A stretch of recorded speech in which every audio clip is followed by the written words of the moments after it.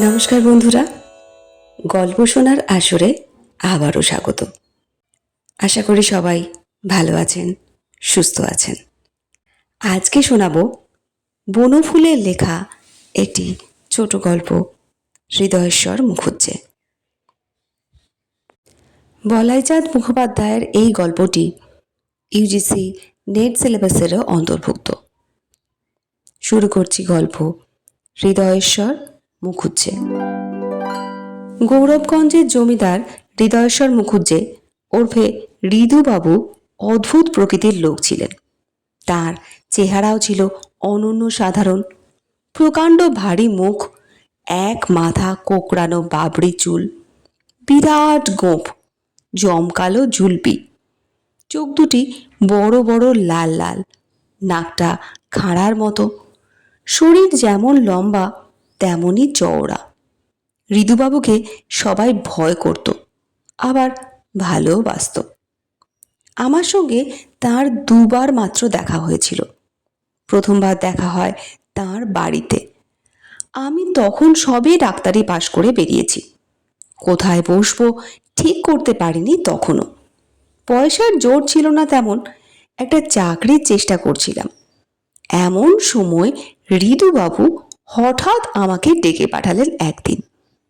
ঋদুবাবুর নামটা শোনা ছিল, কিন্তু তাকে দেখিনি কখনো আমি। বাবার সঙ্গে নাকি বন্ধুত্ব ছিল তার। তার জমিদারিতে কিছু জমিও ছিল আমাদের। যৌবনকালে আমাদের জন্মের পূর্বে বাবা গৌরবগঞ্জে বাসও করেছিলেন। তারপর চাকরি নিয়ে তিনি কলকাতায় চলে আসেন। সেই থেকে কলকাতাতেই আছি আমরা, আর গৌরবগঞ্জে যাওয়া হয়নি।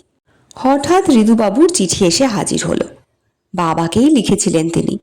শুনলাম তোমার ছেলে এবার ডাক্তারি পাশ করেছে, তাকে যদি আমার কাছে একবার পাঠিয়ে দাও খুবই খুশি হব। আমার একটা অসুখ হয়েছে, তাকে দেখতে চাই। কবে আসবে আগে থাকতে একটু জানিও, স্টেশনের লোক রাখবো। আগে থাকতে খবর দিয়েই গিয়েছিলাম। স্টেশনে নেমে দেখি হই হই ব্যাপার, রই রই কাণ্ড। আমার জন্যে হাতি, ঘোড়া, পালকি, ডুলি, ঘোড়ার গাড়ি, গরুর গাড়ি, মোটর কার, সব রকম যান পাঠিয়েছেন ঋদুবাবু। স্বয়ং নায়েব মশাই স্টেশনে এসেছেন আমাকে অভ্যর্থনা করতে। তার সঙ্গে এসেছে আশা সোটাধারী 12 জন বরকন্দাজ। আমি তো অবাক। নায়েব মশাইকে বললাম, এত সব কাণ্ড কেন? একটা যে কোনো গাড়ি পাঠিয়ে দিলেই হতো। না পাঠালেও ক্ষতি ছিল না, কতটুকুই বা পথ। নায়েব মশাই মাথা চুলকে বললেন, হুজুর বললেন ডাক্তারবাবুর কিসের সুবিধা হবে তা তো জানা নেই, আমাদের যা আছে সবই নিয়ে যাও তুমি। তারপর একটু হেসে বললেন, পরিচয় হলেই বুঝতে পারবেন, ওর স্বভাবই এই রকম। ওর কি অসুখ করেছে? অসুখ? অসুখের কথা শুনিনি তো। অসুখের জন্যই তো আমাকে ডেকে পাঠিয়েছেন। তা হবে, আমি কিছু জানি না। শালপ্রাংশ মহাভোজ ঋদুবাবুকে দেখে আমারও মনে হলো না যে তিনি অসুস্থ। আমি গিয়ে প্রণাম করতেই আমাকে জড়িয়ে ধরলেন তিনি। বললেন, তোমার বাবার সঙ্গে আমার বিশেষ বন্ধুত্ব ছিল একদিন। এখানে যখন ছিল একসঙ্গে মাছ ধরতাম দুজনে। তোমার বাবা হয়তো সেসব কথা ভুলে গেছে, আমি কিন্তু ভুলিনি। আমাদের গোমস্তা রমেনের মুখে শুনলাম তুমি ডাক্তারি পাশ করেছো। খুব আনন্দ হলো শুনে। জিজ্ঞাসা করলাম, আপনার কি অসুখ করেছে? ফুসকুড়ি বেরিয়েছে একটা পিঠের উপর। এরকম ফুসকুড়ি প্রায় হয় আমার। দেখো দেখি এর যদি কোনো একটা ব্যবস্থা করতে পারো। ফুসকুড়িটি দেখলাম, অতি ছোট, ঘামাজির মতো, বিশেষ কিছু নয়। এই সামান্য ব্যাপারের জন্য আমাকে কলকাতা থেকে ডেকে আনিয়েছেন ভেবে শুধু যে অবাক হলাম তা নয়, মনে মনে একটু অপমানিতও হলাম। তারপর হঠাৎ সন্দেহ হলো, ভদ্রলোকের মাথা খারাপ নয় তো? স্টেশনে একজন লোককে আনতে অত রকম যানবাহন যিনি পাঠাতে পারেন। ঋদুবাবু বলে উঠলেন, থাক, ফুসকুড়ির কথা পরে চিন্তা করো, খেয়ে দিয়ে বিশ্রাম করে নাও আগে। নায়েব মশাইকে পাঠিয়ে দিচ্ছি, তিনি সব ব্যবস্থা করে দেবেন। কাল সকালে তোমার সঙ্গে আবার দেখা হবে। কটার সময় ওঠো তুমি? আমার খুব ভোরে ওঠা অভ্যেস। বেশ ভালোই তো। কটার সময় ওঠো? ভোর 3টে আমার ঘুম ভেঙে যায়। আমি উঠি 5:30টায়। ঘুমটা কিছুতেই কমাতে পারছি না। তোমাদের ডাক্তারি শাস্ত্রে যদি এরও কোনো ওষুধ থাকে দিও। আচ্ছা, আমি উঠি এখন। সকাল 6টা নাগাদ আবার দেখা হবে। ঋতুবাবু চলে যাওয়ার একটু পরেই নায়েব মশাই হাজির হলেন এসে। রাত্রে কি খাবেন ডাক্তারবাবু? যা আছে তাই খাবো। সব রকমই আছে, যা হুকুম করবেন তাই এনে দেব। সব রকম মানে? কয়েক রকম ভালো চালের ভাত, খিচুড়ি, পোলাও, সব রকম ডাল, রুটি, লুচি, পরোটা, ডালপুরি, রাধাবল্লভী, কচুরি, সিঙ্গাড়া, নিমকি, 4-5 রকমের মাংস, 4-5 রকম মাছ, তরি তরকারি, সব রকম। এছাড়া ক্ষীর, দই, পায়েস, মিষ্টান্ন, মোরব্বা, চাটনি, এসব তো আছেই। বলেন কি, সব আমার জন্য করিয়েছেন? এইসব রান্না রোজ হয়। এত রকম? হ্যাঁ, মায়ের সাবু, বার্লি, হরলিক্স, ওভালটিন পর্যন্ত। নিদুবাবু খুব খাইয়ে লোক বুঝি? মোটেই না, নিজে খুব সামান্যই খান, কিন্তু কি খাবেন তা আগে থাকতে বলবেন না কিছুতেই। তাই সব রকম তৈরি রাখতে হয়। কোনো জিনিসটা চেয়ে না পেলে কুরুক্ষেত্র করেন। বলেন কি? আগে হ্যাঁ, ওই রান্নার ব্যাপারের জন্যই জনকুড়ি রাঁধুনি আর গোটা 50 চাকর রাখতে হয়েছে। এরকম করবার মানে কি? খেয়াল। সে যাই হোক, আজ রাত্রে আপনি কি খাবেন বলুন? খান কয়েক লুচি, আর যা হোক 2-1টা তরকারি পাঠিয়ে দেবেন। মাছ মাংস 2ই দেব তো? দেবেন। মিষ্টান্ন? আপনার যা খুশি দেবেন মশাই, যা পারবো খাবো। বেশ, চা খাবেন কটায়? হুজুর বলে দিলেন আপনি 3টের সময় ওঠেন, আপনাকে ঠিক সময় যেন চা দেওয়া হয়। 3:30 দেব? কি দরকার অত কষ্ট করে? কষ্ট আবার কি, 2টো ঘড়িতে অ্যালার্ম দিয়ে দিলেই হবে। একটা ঘড়ি যজ্ঞেশ্বর গোয়ালার কাছে থাকবে, আর একটা থাকবে হিরু খানসামার কাছে। গোয়ালার কাছে কেন? সে 2:30টার সময় উঠে দুধ দুইয়ে আনবে। টাটকা দুধ না হলে কি চা ভালো হয়? লিপটনের দার্জিলিং চা আছে, অন্য চাও আছে। কোনটা? কেন অত হাঙ্গামা করছেন? যা আপনার সুবিধে হবে তাই দেবেন। অত হাঙ্গামা না করলে আমার চাকরি থাকবে না। হুজুর যদি শোনেন যে আপনি উঠেই চা পাননি, তাহলে ভীষণ কাণ্ড হবে। 3:30টায় চা পাঠিয়ে দেব তাহলে। বেশ, তাই দেবেন। পাশের ঘরটাই স্নানেন। ভালোই হয়েছে, ভোরে উঠেই আমার স্নান করা অভ্যেস। ও, তাহলে তো সে ব্যবস্থাও করে রাখতে হয়। নায়েব মশাই ব্যস্ত হয়ে বেরিয়ে গেলেন এবং একটু পরে ফিরে এসে বললেন, পাশের ঘরে স্নানের এবং মুখ ধোয়ার সব ব্যবস্থা রইল। আচ্ছা। বেশ একটু বিব্রত বোধ করতে লাগলাম। ঠিক ভোর 3টেতেই ঘুম ভাঙল আমার। বিছানা থেকে উঠে বেরিয়ে দেখি বারান্দায় লণ্ঠন জ্বালিয়ে একটি চাকর বসে আছে। আমাকে দেখেই সে তাড়াতাড়ি উঠে দাঁড়িয়ে হাত জোর করে নমস্কার করল।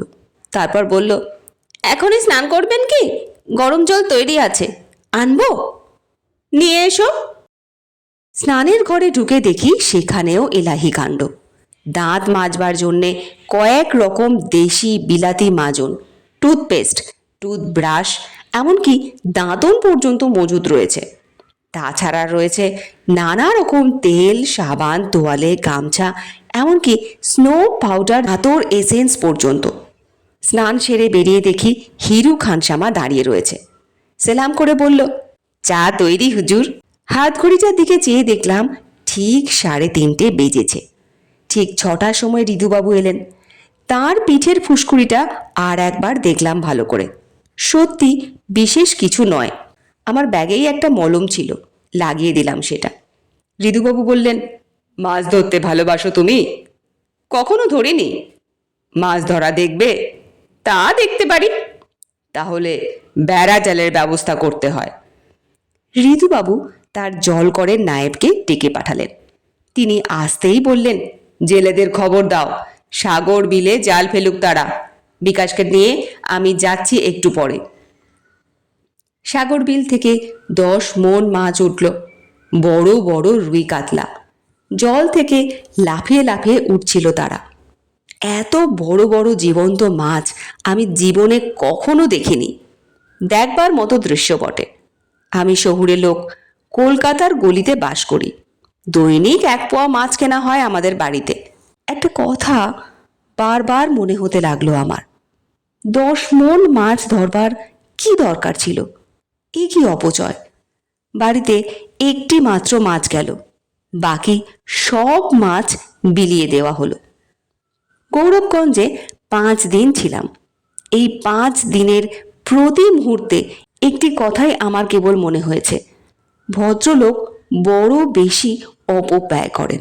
নায়েব মশাইয়ের মুখে শুনলাম হুজুরের 1 জোড়া কাপড়ের দরকার হলে 20 জোড়া কাপড় আনাতে হয়।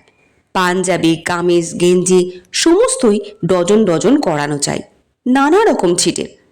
এই বছরের শাল ও বছরের গায়ে দেন না। নিজে যে খুব বেশি ব্যবহার করেন তা নয়, কিন্তু কেনা চাই সব রকম। ওই ওর শখ। একটি মাত্র ছেলে বিলেতে লেখাপড়া করে। স্ত্রী মারা গেছেন বহুদিন আগে। শেষকালে নায়েব মশাই হেসে বললেন, বড়লোকের একটা নেশা তো চাই, ওই ওর নেশা। অপব্যয় নেশায় মশগুল হয়ে থাকেন। আমি যেদিন চলে আসি সেদিন ঋতুবাবুকে বলেছিলাম, যদি রাগ না করেন একটা কথা জিজ্ঞেস করি আপনাকে। কি বলো? এত অপচয় কেন করেন আপনি? অপচয়? অপচয় কোথায় দেখলে তুমি? রোজ এত রকম খাবার করবার দরকার কি? খান তো সামান্য একটু, বাকিটা আর 5 জনে খায়। ওদের খাওয়াবার জন্যে অন্নসত্র খুললেই হয়। সেখানে কি এমন খাবার তৈরি হবে? আমার জন্যে তৈরি হয় বলেই যত্ন করে তৈরি করে সবাই। আমি চুপ করে রইলাম। জল জল করে উঠল ঋতুবাবুর চোখ দুটো। বললেন, তুমি বিজ্ঞানের ছাত্র, তুমি এটা জানো যে পৃথিবীতে কিছুই নষ্ট হয় না। তুমি হিন্দুর ছেলে, এ কথাটা শোনোনি যে তন্নষ্টং জন্য দিয়তে। আমি হিন্দু, গৃহস্থ 5 জনকে যথাসাধ্য প্রতিপালন করাই যে আমার কর্তব্য। আমি কোনো উত্তর দিতে পারিনি। খানিকক্ষণ আমার দিকে চেয়ে থেকে ঋতুবাবু হেসে বললেন, দেখো, বলিষ্ঠ প্রাণের বিকাশী প্রাচুর্যে ওই বট গাছটার দিকে চেয়ে দেখো।